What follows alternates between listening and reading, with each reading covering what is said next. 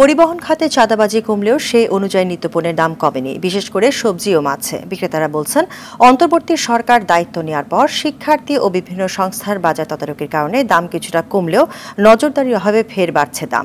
এদিকে বন্যার অজুহাতে প্রতি বস্তা চালে বেড়েছে ৩০০ থেকে ৪০০ টাকা।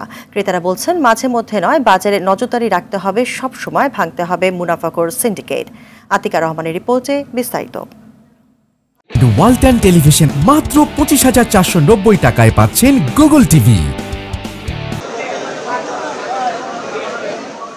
আওয়ামী লীগ সরকারের পতনের পর বৈষম্য বিরোধী আন্দোলনকারীরা বিভিন্ন বাজার তদারকি করে। তখন পরিবহন খাতে চাঁদাবাজি বন্ধ হওয়ায় কিছুদিন সবজির দাম কম ছিল, কিন্তু আবার পুরনো চেহারায় ফিরেছে। ৫০ টাকার উপর বেশিরভাগ সবজির দাম। পেঁয়াজ বিক্রি হচ্ছে ১২০ টাকা কেজি, আলু ৬০ টাকা, করলা ৮০ টাকা, বেগুন ১০০ টাকা, পটল ৫০ টাকা আর টমেটো ১৬০ টাকা কেজি। ক্রেতারা এজন্য দুষছে বাজার সিন্ডিকেটকে। আর বিক্রেতাদের অভিযোগ, নীরব চাঁদাবাজি আর বন্যার প্রভাবে দাম বাড়ছে।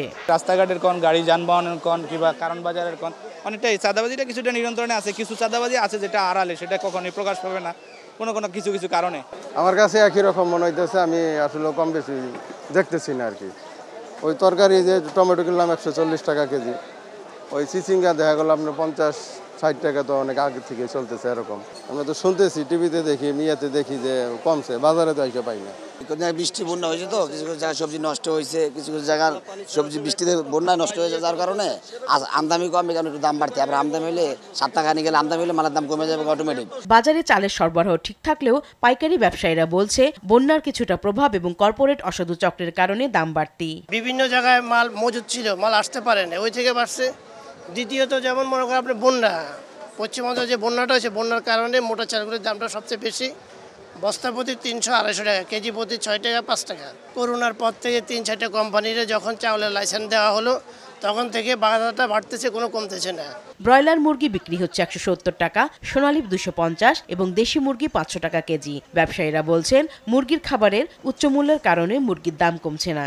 ওষুধের দাম যদি কমে, তাহলে যে ব্রয়লার আবার ৫০-৬০ টাকা এরকম আসবে। তারপরও যদি আপনার খাদ্য-টাদ্য এগুলোর দিকে যদি নজরদারি রাখে, তাহলে বাজার আরো কমবে আশা করি। রুই, ট্যাংরা, পাবদা ও মলা মাছে কেজিতে ২০ থেকে ৫০ টাকা কমেছে। তবে এখনো চড়া ইলিশের দাম। প্রতি কেজি ইলিশ বিক্রি হচ্ছে ১৫০০ টাকা।